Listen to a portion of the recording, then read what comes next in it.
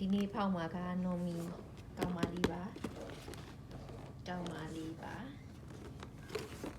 သူကလည်းဒီမှာပါမဲ့အရောင်လေးတွေပေါ့နော်ဘာအရောင်လေးပေါက်ချင်လဲဆိုတော့ဒီပန်းရောင်လေးလိုချင်တယ်ဒီဟာလေးလည်းကြိုက်တယ်ဒါလေးလည်းကြိုက်တယ်အဝါတော့တိတ်မကြိုက်ဘူးပေါ့နော်အစိမ်းလေးလည်းကြိုက်တယ်ခရမ်းနဲ့ဝါနဲ့မကြိုက်ဘူးကျန်တာလေးဖူးဖူးရရင်စင်ပြေပါလေးရလည်းကြည့်ချင်တယ်ဖောက်လိုက်ပါပြီ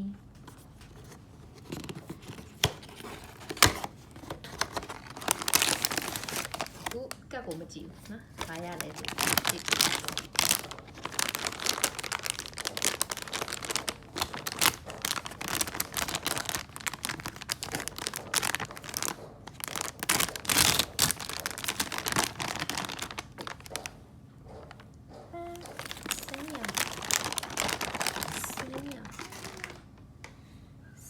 သူလက်ကီးချင်းလေးပါသူကီးချင်းလေးอ่ะ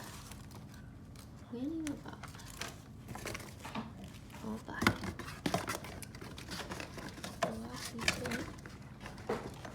စင်ကမင်းလေးဒီမှာပါ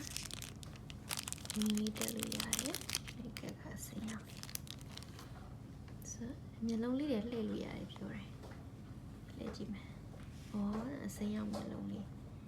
နောက်တစ်ခုကအရောင်၃မျိုးလုံးလို့ရတယ်ပြောတယ်ဒါအမေရောင်လေးဖြစ်စရာလေးပါသူကတော့လက်ကလေးမပါဘူးလက်ကလေးခြေထောက်လေးတွေမပါဘူးသူကထောပတ်တီးအစိမ်းလေးပေါ့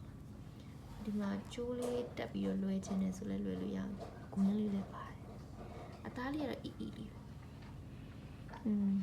အနံ့လေးကတိတ်တော့မရှိဘူးမျက်လုံးလေးကိုဒီလိုမျိုးလေးလှန်တဲ့ပုံလေးလည်းရတယ်အောက်ဆိုင်ရဲ့ပုံလေးရိုးကြည့်တဲ့ပုံလေးလည်းရတယ်အဲဒါအစိမ်းရောင်နဲ့လိုက်တဲ့အစိမ်းရောင်မျက်လုံးလေးတက်လိုက်မယ်ပြားလေးကဒီလိုကြည့်နေတဲ့ပုံလေးမဲလေးကတော့လာတော့နော်မဲရောင်မျက်လုံးလေးကလာတယ်မျက်လုံးလေးကဒီလိုတော့ရွှေလို့မရဒီလိုမျိုးလေးလုပ်ရတယ်မျက်လေးလုပ်လို့ရတယ်ချစ်စရာလေးပါနှကန်းလေးကလည်း